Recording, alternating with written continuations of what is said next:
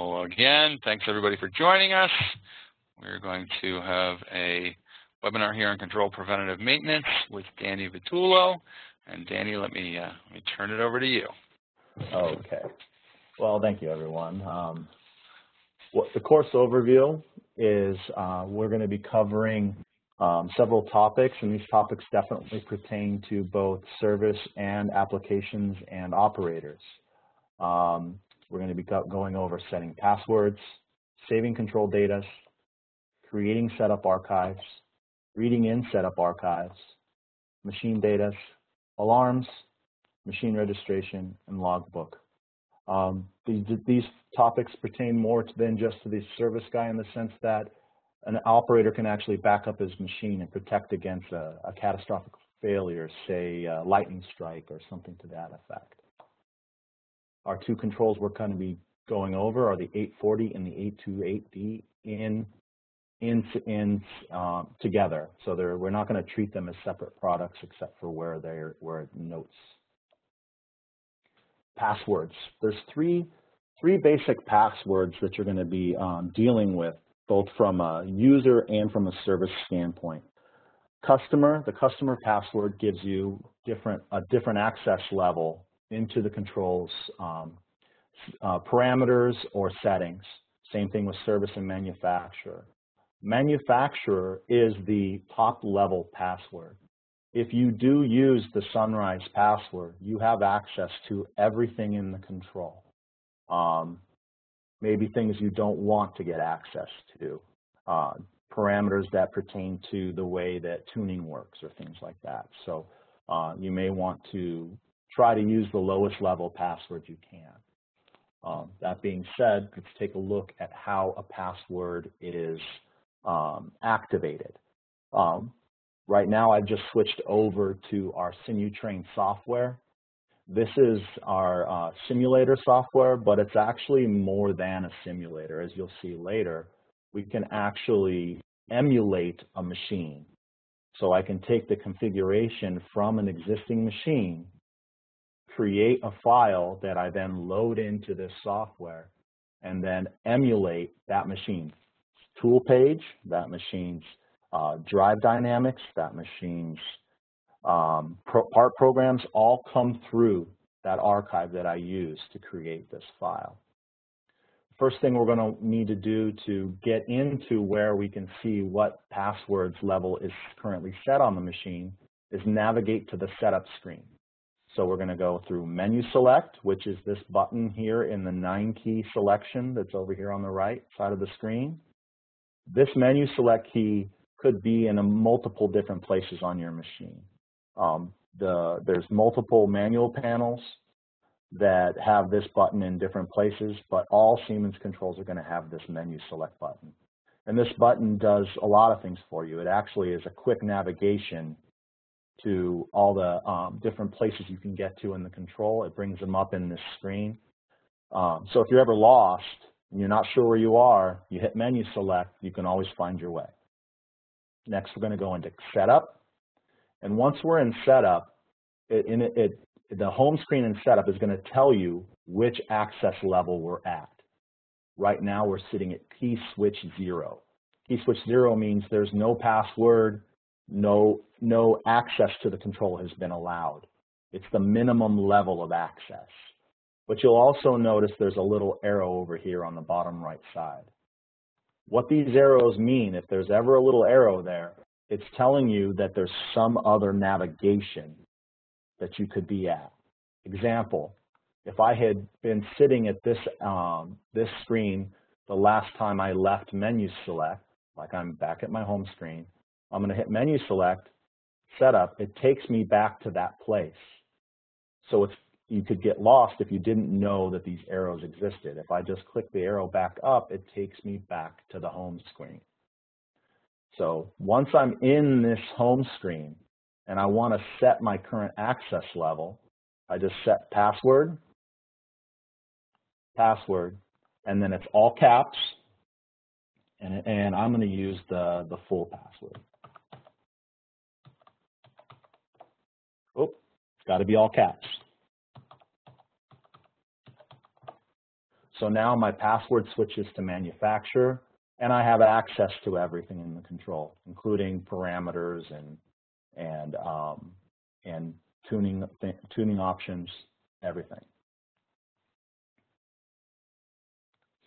So that's the password setup. And again, note it must be in all caps.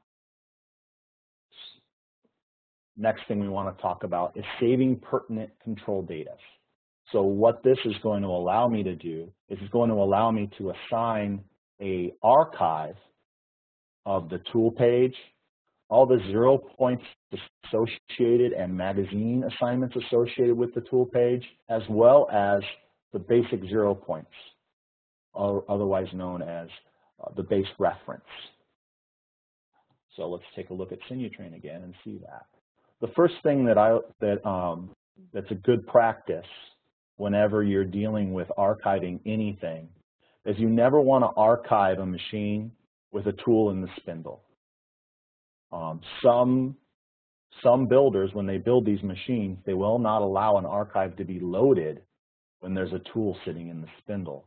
So it's a good idea to not have your archive be done with a tool in the spindle. So the first thing I'm going to do as a good practice is I'm going to use our TSM function, which is like a breakout of an MDI. It enables you to do operations like load tools, set offsets, things like that, without having to write a program to do it. So I'm just going to put tool 0 in the spindle here. Does the tool change? Now I'm safe to do my archive. I have my tool page here loaded with a whole bunch of different tools, and I have my work offset set. But if I wanted to, I want to create a backup of that so that I can, instead of having to delete tools and read in and create new tools every time I do something with a program, or if I'm a service person and I'm changing things on the customer's machine, but I want to be able to put it back to the way it was when I leave, I'll create an archive of these systems. So it can't be done in your part programs directory, but it can be done in your work pieces or on a USB stick or on a network drive. Any of those other places you can do those. So I'm going to just go to my tool page folder here, and I'm going to create a new archive of my work coordinate system, or my offsets and tool page. So here you'll see in the bottom right another set of arrows. These double arrows, similar to the arrow that you saw at the bottom of the screen that changed my horizontal soft keys, these double arrows change my vertical soft keys. So this is the home for this page.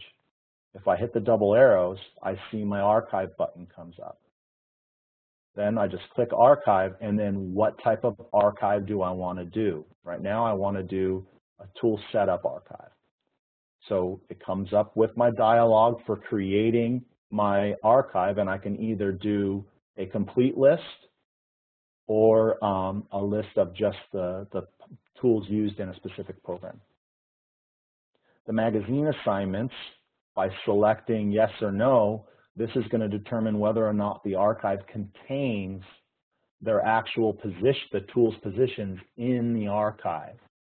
The danger here is if you make an archive of magazine assignments, 6 months later, go and reload that archive to get your tool page back for a specific program or specific set of jobs, those tools may no longer be sitting in those magazine locations. Making the archive that way isn't going to hurt anything, because when you read it back in, I'll show you, you can actually select how it reads in. You can also select the 0 points for those tools and the base reference. You rename it, say I don't want this to be tool page. I'm going to call this one backup. Click the OK button, and then it creates that backup of the archive for you. And it's an INI file. If you want to reload in that archive, You simply click the arrow or open it or click your right select arrow, and then you can select how you want that to be loaded in. So if you make the archive with all of the 0 points and magazine assignments and basic reference points, you don't have to reload it in that way. You can have it reload without putting in the reference points if you want. So this will load all of those tools back into the tool page in an unloaded state. Now, I'm going to go ahead and load this in. If I had a tool in the spindle, this machine would have not allowed me to load that archive back in. When I go, once it's done reloading, when I go back and look at the tool page, it's going to overwrite everything that was in that tool page. And this is something to definitely note and take a note of. Once I click that OK and load that tool page back in, you'll see that I no longer have any loaded tools.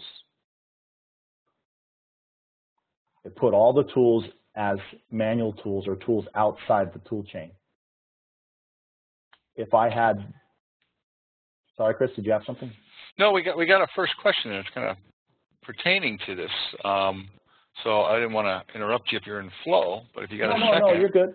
You're good. Great. So what we got is they asked what happens if they reload the archive with the 0 points active. So I guess they must have seen the little 0 point checkbox, and that's where they were asking. The base reference or the tool 0 points? They just said 0 points. Okay, well, I'll answer both questions. The 0 points are these tool points along the length, and then correct me if I'm wrong, Chris, if I don't put the 0 points, will it take the diameters as well, or will it make those 0? No, the 0 points are the work offsets. Oh, so it's just the work offsets for the 0 points. Yeah. I'm sorry, correct. That's my bad. Correct, yeah. So these are your 0 points or your G54, 55, 56 reference points. These are the corrected G54 position values. Notice these are all zeros now.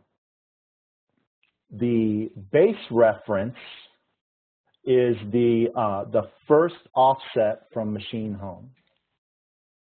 So it's basically like a no G54 active type thing. We used to call it G500, but that's what the base reference is.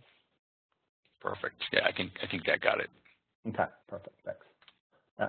So again, you need to be very careful and clear that you understand that if you reload this archive, it will erase or replace everything that was in there when you did it. It doesn't just do the things that are different. So it's a complete reloading. The nice thing about this mechanism is if you have a lot of tools in a tool magazine, or you're changing jobs that have totally different tools a lot, you don't have to go back and recreate those tools. You may have to reload their location in the tool changer chain, but that's a lot easier than going back through and recreating all of these items. So that's the tool changer archive. Saving control data. What we have here is our ability to save all of our PLC, our NC data, our drive data, even the HMI, which is the system data, almost like saving the operating system. These are done through a mechanism that's built into the control, and there's actually two mechanisms for doing this. The first one we're going to cover is the hotkey system for saving this archive. This is a quick and easy way to walk up to a machine and right away, without having to go to any other screens or anything, just stop an active program. And I would also suggest putting tool 0 in the spindle by simply T0, cycle start, away she goes. is to put a USB stick into the USB port of the machine, hold Control, hold Alt, and hold S, and that will give you a system archive right onto the USB stick without having to go to any other screens. That being said, we talked earlier a little bit about what Sinutrain is. And Sinutrain is an emulator that can emulate a machine. If I want to create that file from an actual physical machine, I have to give it an ARC. An ARC is an archive file that both the 840 and the 828D use. But the archive file for saving the data on the machine that we use in the 828 is the ARD, and that's done with the Control-Alt-S. So if you're trying to create this ARC file for us, if you're on an 828, it needs to be done via Control-Alt-C. If you're on an 840, it's a Control-Alt-S. Stick the USB stick in there, and it creates the file.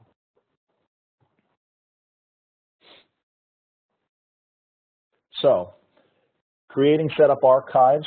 Again, we're going to go back to our menu select, and this is how I'm going to create a setup archive that I can actually name and choose how I want this archive to be saved. First thing I'm going to do is use my menu select button. Then that's going to get me into my setup navigation screen like before. Once I get into setup, then I'm going to use the arrow right button that's on your panel. It looks just like the one in the upper right of the screen. This is how I'm going to change my horizontal soft keys like you saw me do previously using the mouse. On your control panel, you won't have to click that little button in the bottom right corner. You actually will have a physical button to switch your horizontal soft keys. Once I do that, then I get my archive button in the lower left. If you don't have the password set, if it's sitting at 0, you won't have the archive button. Once you select the setup archive, that brings you into the archive screen. And this is where I can select to create an archive. I can select to do a hardware upgrade. I can do read-in setup archives or create original status archives. The two we're going to be dealing with today are creating and reading in archives. Once I select what I want to do, which is create the archive, I can then select how I want this archive to be saved, whether I'm just saving the setup data or I'm doing it, just saving the NC data with or without the compensation data, saving the PLC data, drive data, and the HMI. Now, if you have the HMI selected, the archive grows in size quite a bit, where you won't be able to email me that archive. You would have to put it on a file share. It's going to take a lot longer to create that archive, and it's probably not something that you would even need to use. So most service techs opt to not select HMI data as a part of their archive, and they'll just archive the NC, the PLC, and the drive. Now, I can do these individually as well. So I can just select the PLC or just select the drive data. If I'm only dealing with the drive data, tuning and things of that nature, maybe I only want an archive of the drive data. That way it's a much quicker, easier process of saving and transitioning. Now, this is where the 840 and the 828 do differ. We have two slight differences in the types of archives that they create. The 840DSl only uses an ARC archive. The 828, like we stated before, when we were talking about the hotkey for creating archives, uses an ARD and an ARC. The ARD is the standard archive for saving the setup data to be able to reread it into the machine. And what this does is the ARD gives us what's called data classes. It's an advanced form of archive where you can actually save the archive based on criteria. So I'm a manufacturer. I want the total data of the machine. An individual gives me machine-specific data, compensations, reference points, and then user is just the user data, program tools, and 0 points. And then, of course, as I stated before, I have the ability to select what portions of the machine tool I want to archive. These data classes, as I stated before, and here's a little bit more of a breakout of what those data classes are. We're not going to be belaboring this. If anyone would like this presentation, you're welcome to email me and I will share it with you so you can have some of this data as a backup. So when I go in to create that archive, come back here. So I've selected the type of archive I want to do. I click the OK button, and then I select where I want that archive to navigate to, whether it be on the machine's NC data or on a USB stick. And I lost the screen here. Once you select OK there, the control will then actually give you one more screen that gives you the ability to select how you want that, or how naming of that archive. And I'm going to bring that up right now. My PowerPoint seems to have disagreed with me on a slide here. So this is what that screen would look like. You simply give it a name and say OK, and then that archive will begin to generate. Now, on naming, when naming archives, best practice is always to use, to put in the archive name what you're archiving. NC, PLC, drive, HMI. If you're archiving all of those things, put all those in the archive. It's also not a bad idea to include the archive serial number of the machine. That way, as you start to build up a library of archives for the machine, you don't have to worry about losing track of which archive goes with which machine. The archive itself will date stamp itself, but again, it's not a bad idea to put a date stamp on the archive name as well. It's a lot better to have a long archive name than to have an archive you don't know what it's for. Back to this. Now, when you're going to read that archive back into the machine, it's a similar navigation. We go menu select, arrow over on the horizontal soft keys, go into my setup archive, but now I'm just going to select read in archive. When I select read in archive, it navigates me to the screen where I select my archive. I select the archive, say OK, and then I select what archive I want to read in.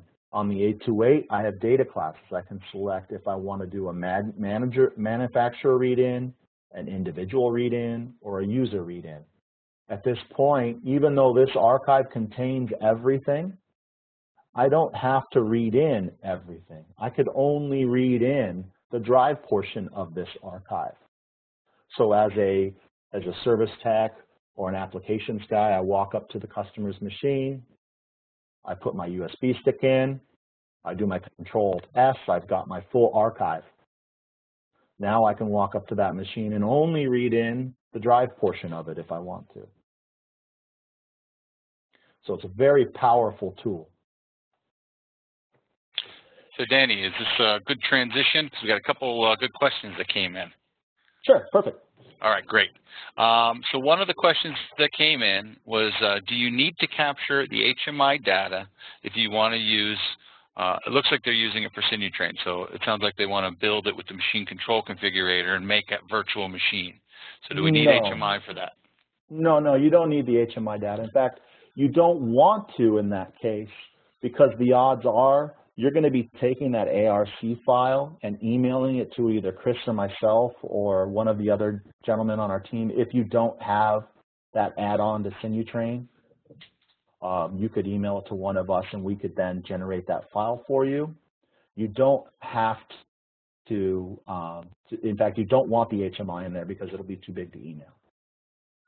It's funny, Matt actually jumped in with a question. I think he was a little psychic here today. He was actually asking about 3-4 minutes ago about the parameter 11-210, and you were appropriately on the slide. So I figure you'll handle it when we get to it. But yeah, he was asking about 11-210. Absolutely. Now, there was one other one that came in real quick, and then we'll get back on topic. Why do I need to create the ARC file for my 828 mill? So I know you did talk a little bit about it, but I guess they're asking more specifically what's the purpose of having the ARD and the ARC, specifically on the ARC side. Okay, we'll go back here. Okay, so the ARC and the ARD. The ARC is the backup, but it doesn't have the data classes. So the way to remember it is an ARD is, the D stands for data class.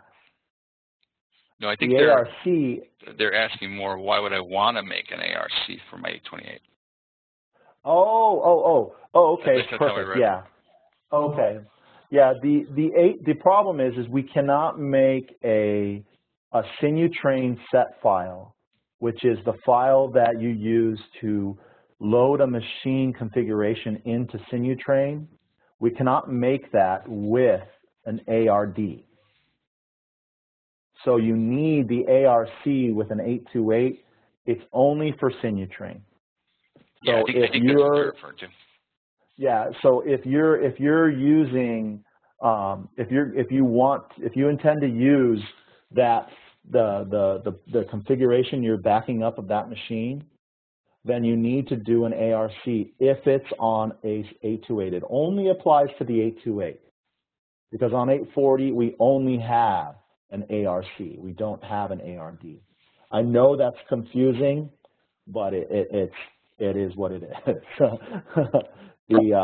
So once we have that ARC from the 828, I can then create that set file. Just as an example of how powerful that tool is to be able to create those machine backups, I get from machine builders and from machine importers, I get sample programs that they're having trouble getting to run on their machine. And 90% of the time, I would say that their issue is the tool. The problem is they'll send me their part program, but not their tool, or not their specific machine setup. So I can test it, and I'll put it in my Sinutrain, and it works perfectly fine. But then once I get them to do an ARC of their machine, they send me that file, I get their whole tool page, I get their offset page, I get all their machine data, so I can really see. It even brings it in with their current active options.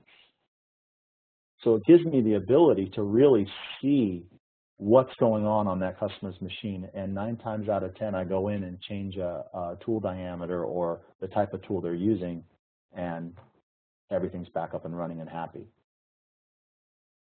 So that's the real power of that. That and the fact that you're simulating your machine on the floor. So you're actually, when you go to write a program sitting at your desk with Sinutrain, you're writing it the way the machine likes it, because if it runs on your Sinutrain, it should run on your machine, no problem, including the machine's kinematic. Now, we've talked about creating these ARC files for your machine, or for your Sinutrain from your machine, but there's 2 parameters in the machine configuration that have to be set for this to work correctly. If you don't set these two parameters. Now, older systems may not have 11 to 12, correct? Correct me if I'm wrong, Chris? You're correct. 11 to 12 came into play on version 4.5. So if it's a legacy piece of software older than 4.5, they'll just have 11 to 10. It's still just as important. No problem. Perfect.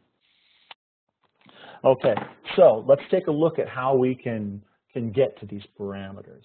This is the first time we're going to start talking about navigation in the configuration. So we'll get into our setup, and these are machine data.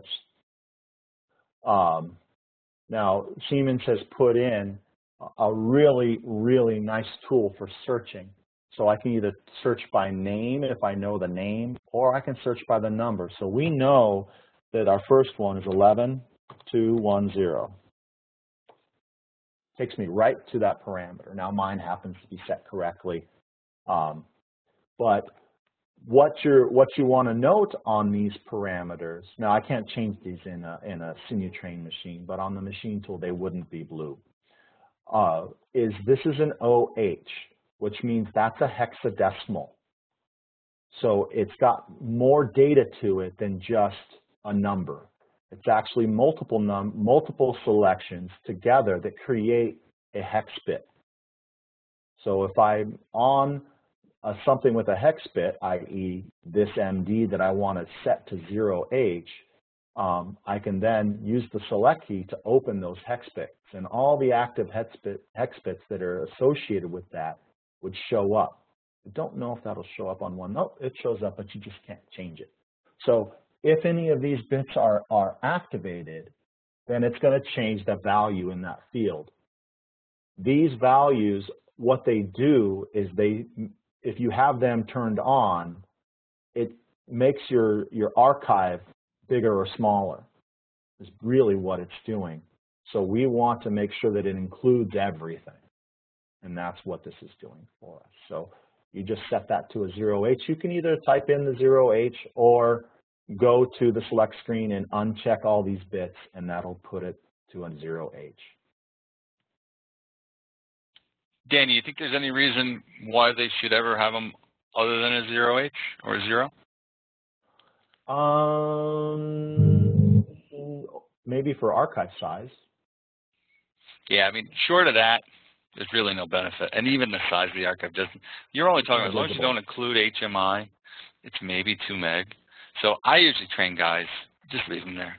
You know, so some of the builders set them, and I don't think they really understand what they do. So you can, if you want to change it, it's really not going to hurt you at all, and you're almost better off because at least this way, you know, you're getting all the parameters. Mm-hmm. You could potentially miss something that you do need down the road if you had those. The danger of having those bits set is, I think, more leans toward, it's more dangerous to have them set than to not have them set, personally, in my best practice opinion. Okay, so now we're going to kind of get into a little bit of a service topic. So when we start talking about service topics, let's talk about backlash. Now, what is backlash? Backlash is technically referred to as lost motion. So what we would generally do to find backlash on a machine is have some form of feedback that tells us the position of the machine that's independent of the machine's internal positioning. So you can't use the machine's rotary axis or rotary encoders or the machine's linear encoders if it's got them.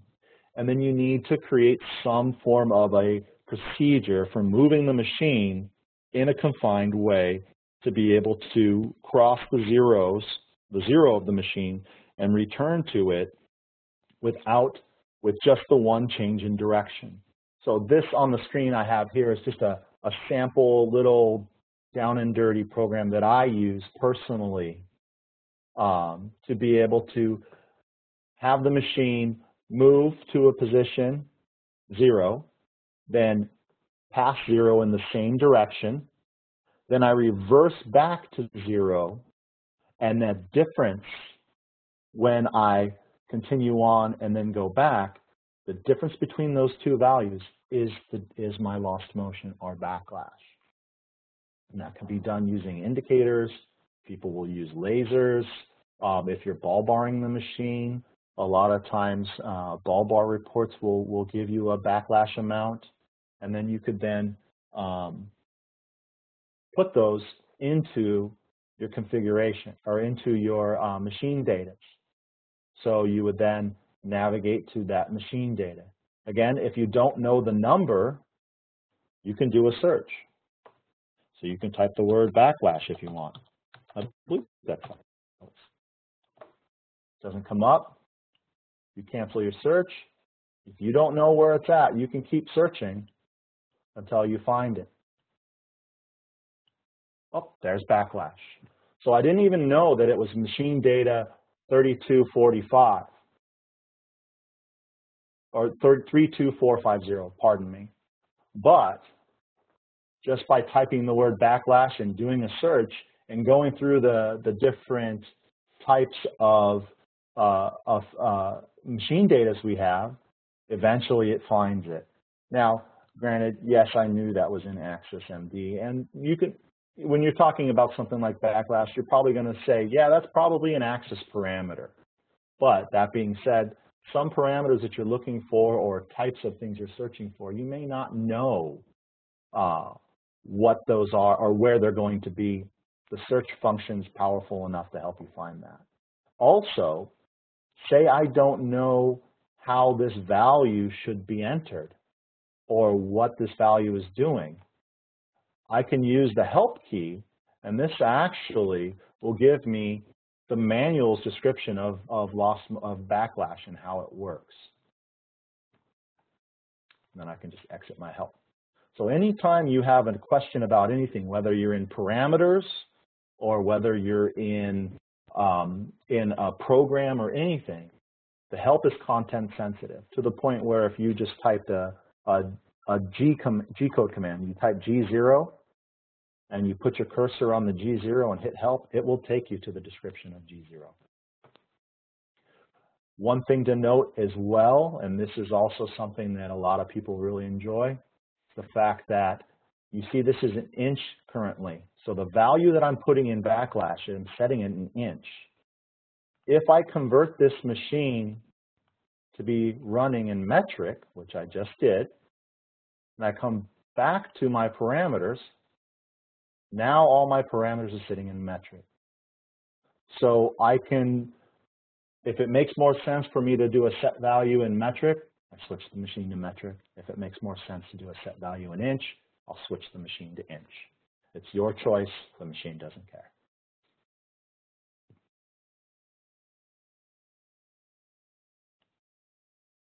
That's backlash, otherwise known as lost motion. Now alarms. Alarms are something that can be a little bit cryptic at times when you start dealing with trying to correct possible problems with a machine. If alarm happens to come up, you're going to get one alarm that pops up on the screen, like the screen you're looking at now. But it's real simple to then go back in and use the alarm navigation screen to find that alarm, use the help, and correct that problem. So let's mimic an alarm here. I'm going to try and force an alarm on my screen.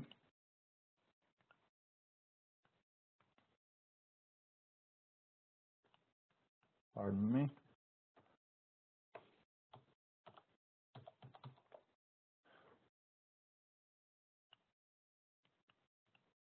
I forgot the alarm number that I wanted to do, and that is my bad. Chris, you got a good one for me? Oh, what, you mean, yeah, you were going to go to Euler, I think. Yeah, but I'm trying to, I didn't write the number down, and I don't remember it. That's my bad. I'm sorry, guys.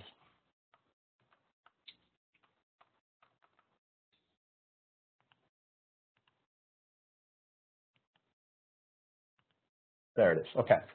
So what I'm going to do is I'm going to just set this to a 0. I'm sorry, I'm going to delete it altogether. And when I do, once I accept that change to that parameter, it's going to instantly fire off an alarm. So now if I go back and I look at my alarm screen, you can see my control's not happy with me. It's giving me an alarm. I look at my alarm and it instantly is telling me that this invalid identifier is being used in the machine data. So it doesn't know how to apply this angle. If I use the help function with that alarm highlighted, I get a definition from the alarm, what's causing this alarm.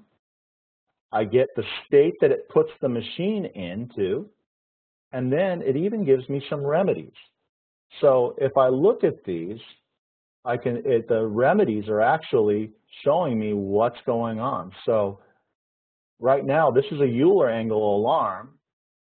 If I look, MD 10620, so it's telling me to go to MD 10620, and I need to set that Euler angle to the correct value.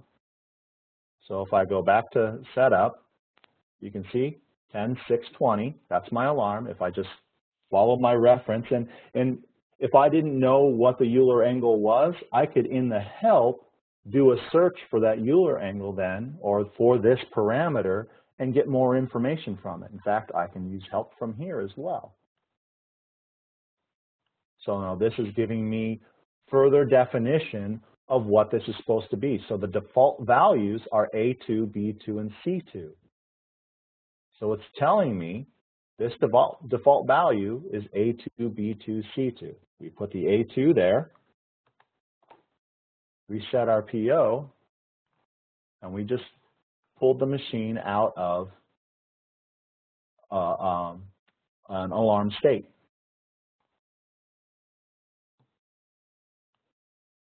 So that's the basics on alarms, how you navigate them, how you can work with the internal manual that's in the machine using the help system to overcome a pretty bad. This machine would not move, wouldn't do anything with that error. Machine registration. Machine registration is something that's very, very important to Siemens and our ability to do future business, to be honest with you, when it comes to the point of being able to maintain proper spares on our shelf. What a machine registration does for us is it tells us not only where this machine is, as far as country, region, city, it also tells us what's on the machine. This little screenshot is a sample of the text version of what comes off the machine when you do a machine registration. When you register that machine, it creates a file, an XML file, for us to use as a bill of materials of everything that's in that machine. So the end goal of Siemens is to take that machine registration file, load it into our database, and then we can then order spares based on what is out there in the field to be kept in stock at our facilities across the U.S.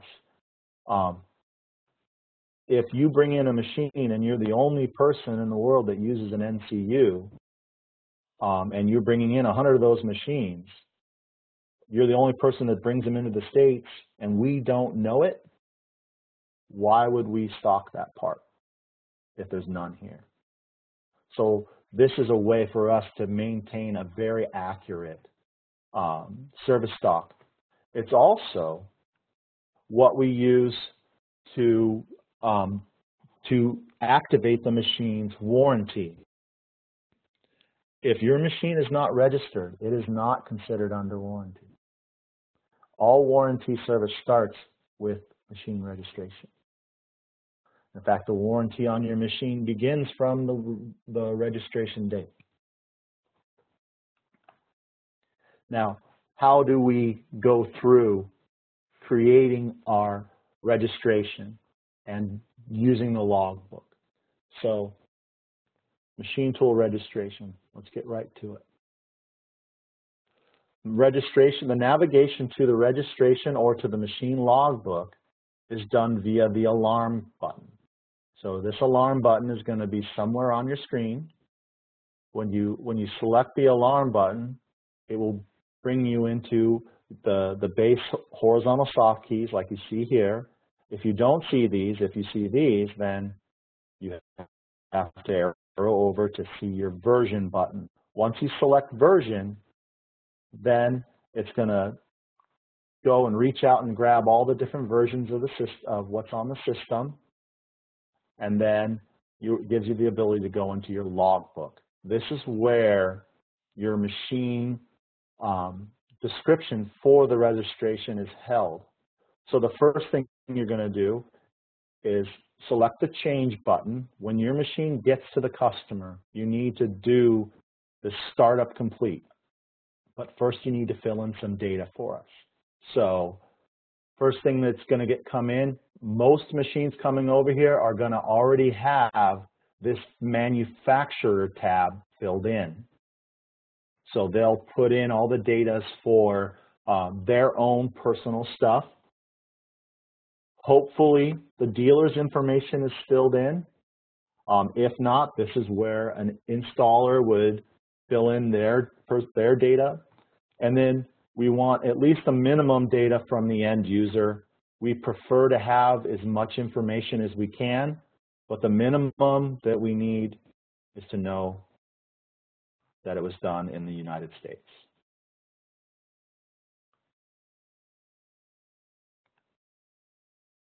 Once all those are finished, you can click the OK button. That saves all that data that you entered. And then you definitely want to do the startup complete. That creates the first registration, and then the machine installed.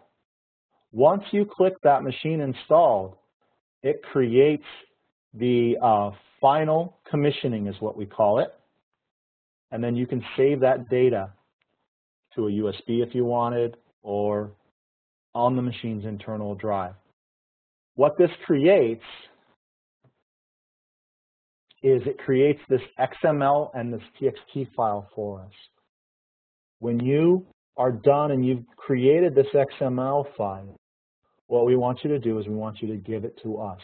Chris, myself, Steve Holmes, Randy Pearson, or even Wes Kislowski too. Any one of us will then make sure that file gets saved into our system correctly.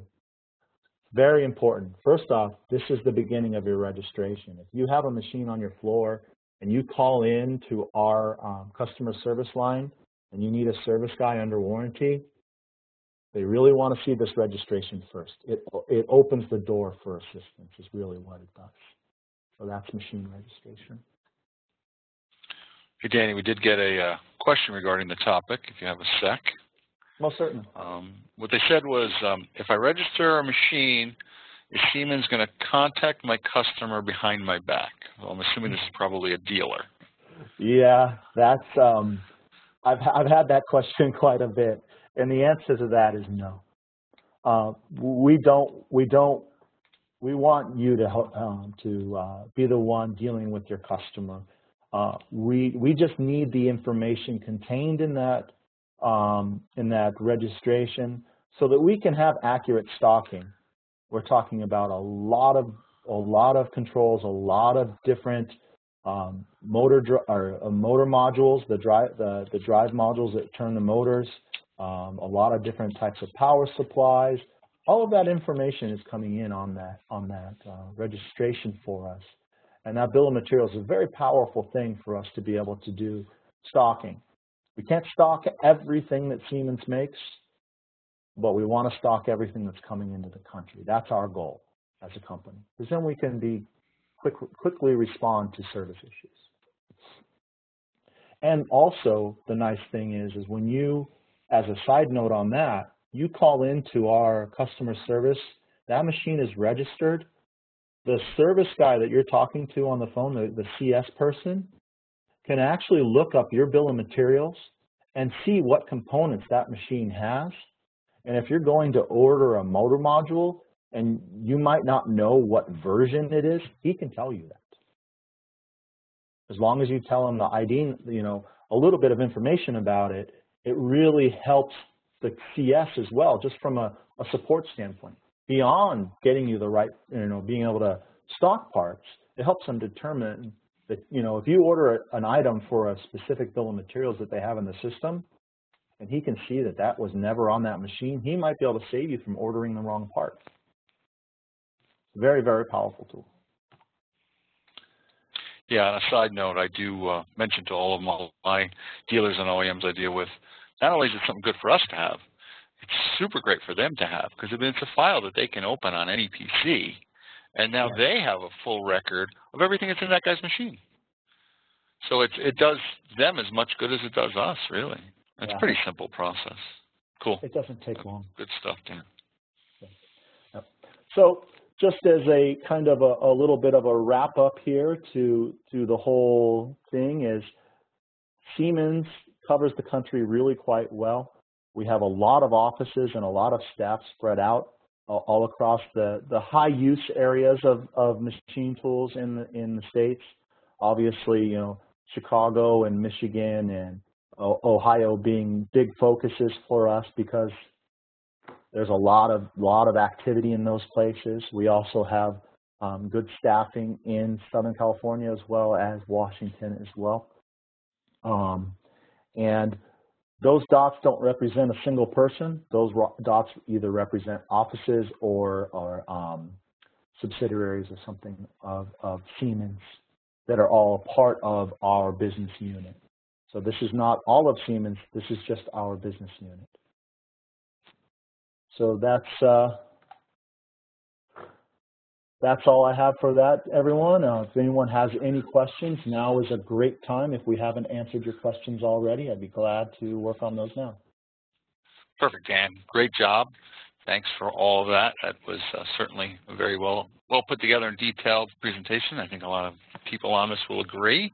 And guess what? We got a pile of questions, so we're in good shape here. Yeah, there was a bunch coming in. I didn't want to disrupt you too much, so I figured, you know, and some of them will just bounce back a little bit. So here we go. Let's start here. One is, I noticed there's an HMI box in the archive window. What is that for? So I think we talked about that a little bit, but maybe you want to just touch upon that one last time briefly. Oh, so you're speaking to? They said in the archive window. Yeah, this little guy right here. So maybe they just want to ask. Maybe they're more asking, what does HMI stand for? Because I know you talked about it quite a bit.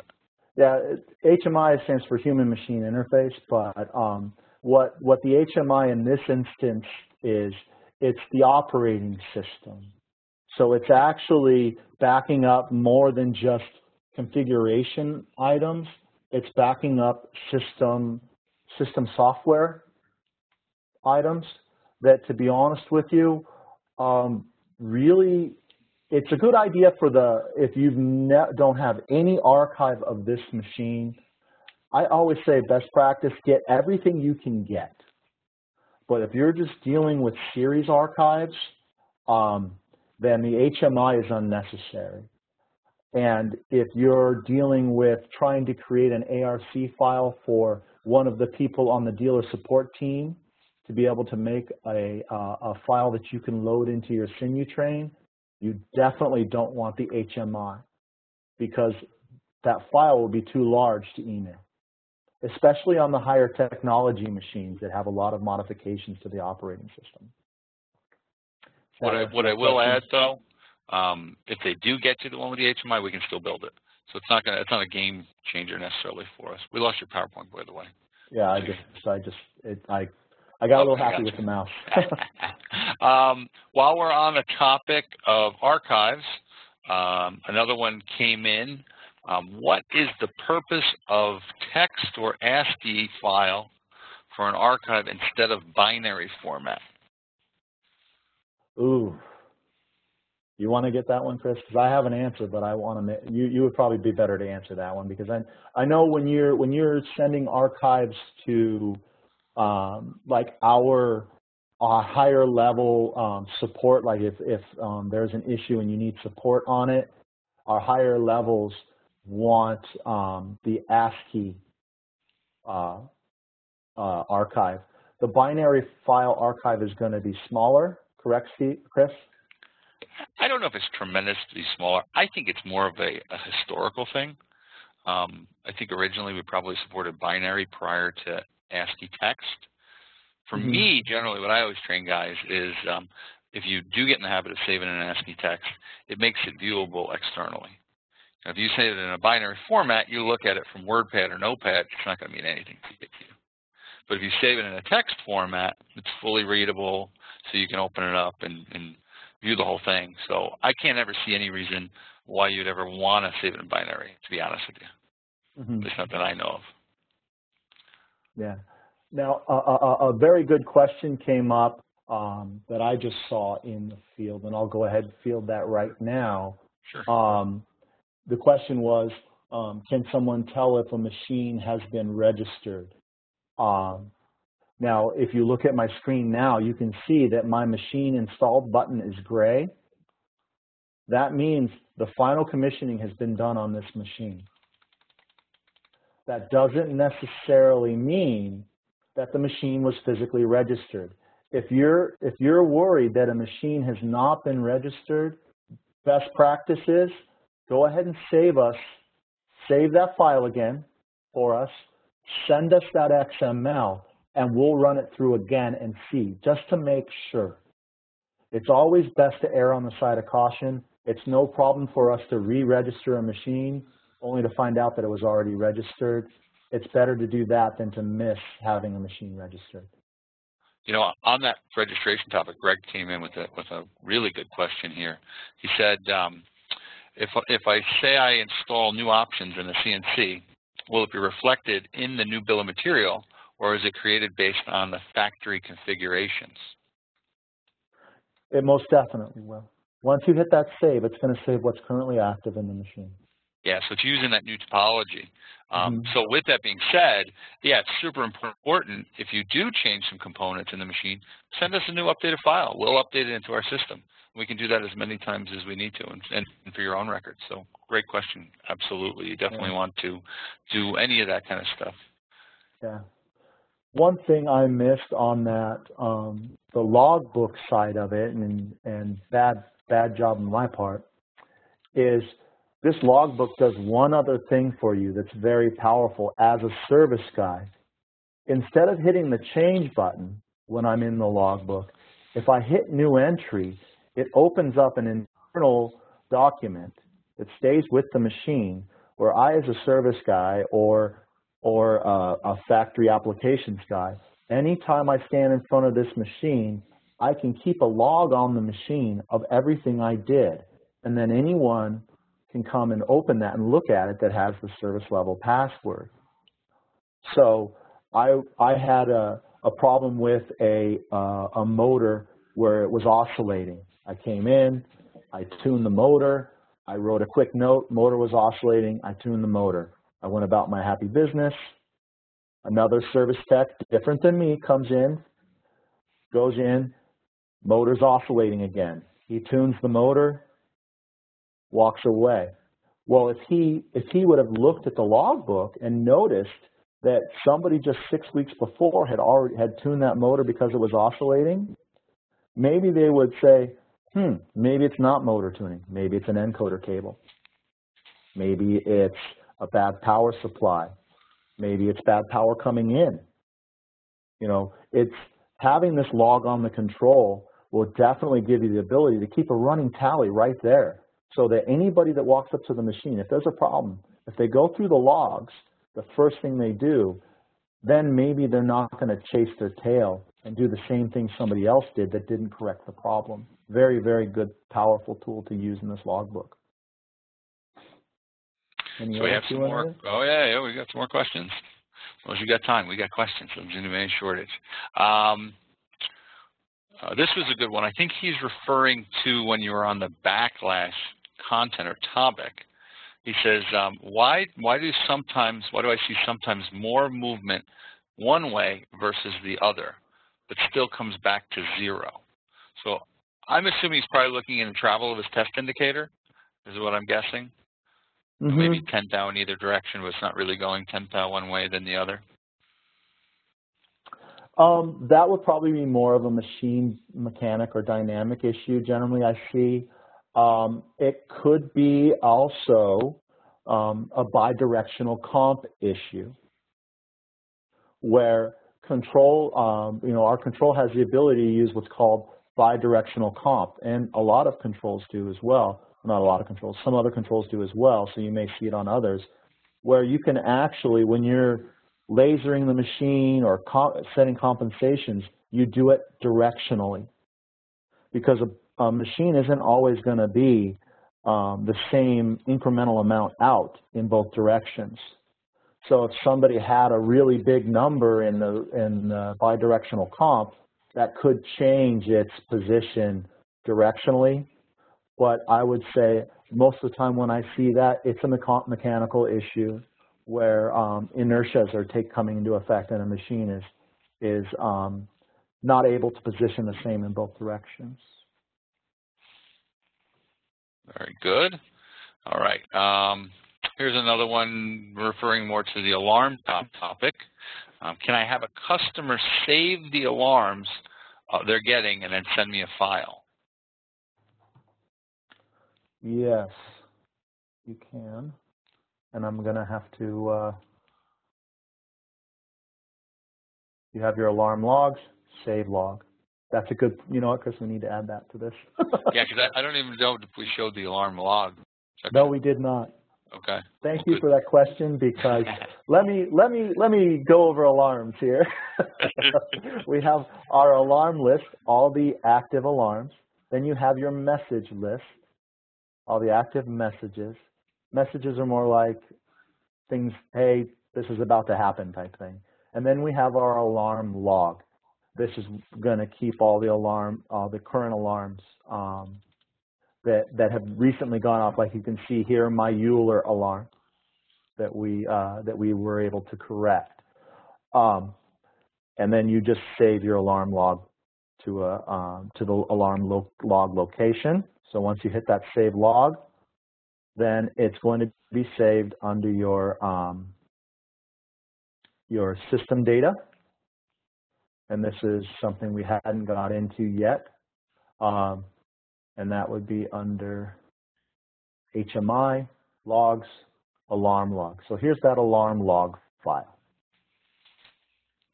Again, the navigation is menu select, setup, system data, HMI, logs, alarm log. And then I would just copy and paste it into a USB.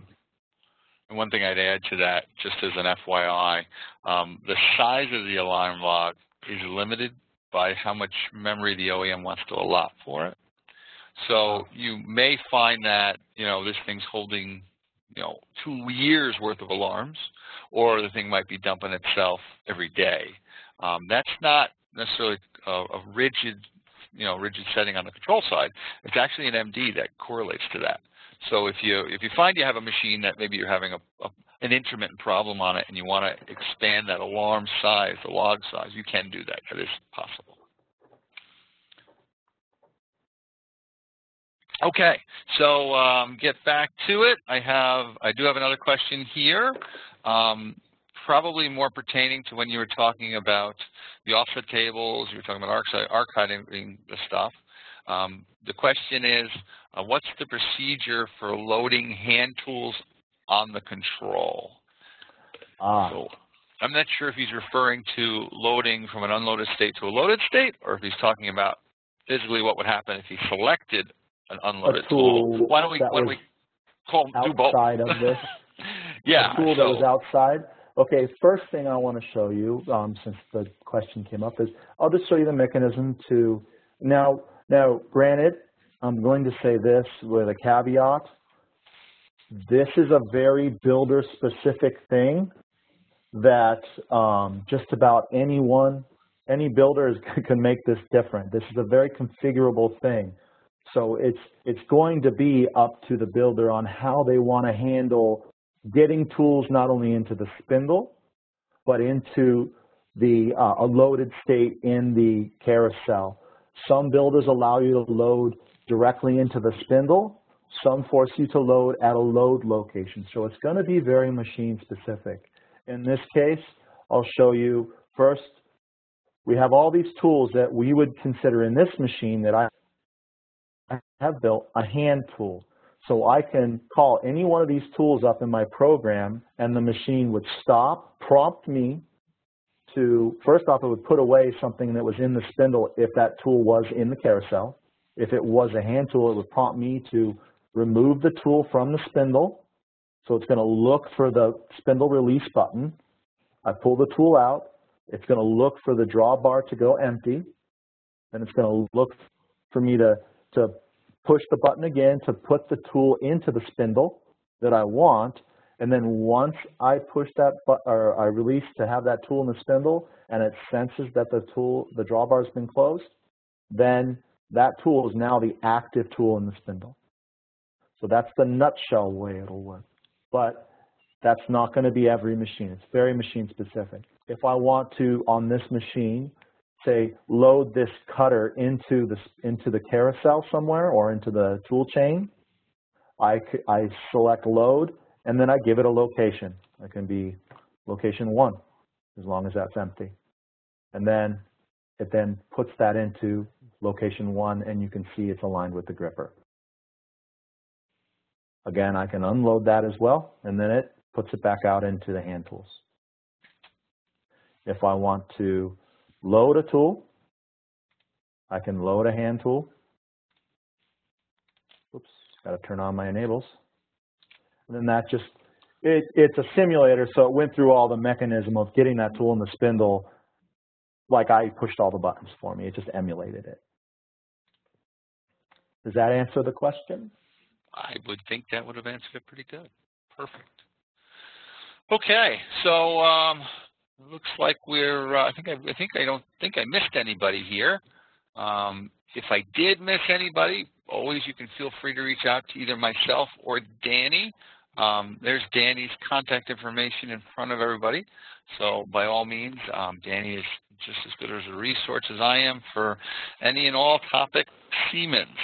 So by all means, feel free. Thanks again, Danny, for this great presentation. We certainly enjoyed having you on the Fire Chat Hour for Siemens. So thank you. I really appreciate the share of the content. Just as a little teaser, we are going to be continuing our sessions as always. So we'll be having our next session coming up. Looks like I got it set for October 30th. And that one we're going to get back to our operation and programming content.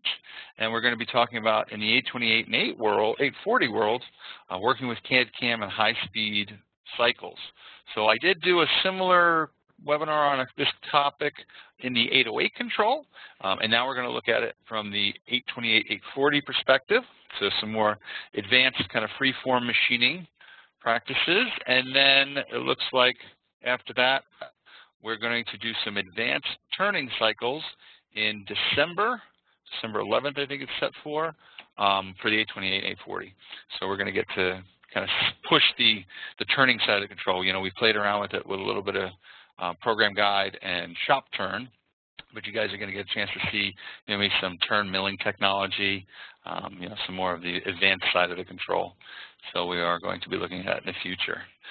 So again, thanks everybody for joining us, and I'm going to stop the recording here now.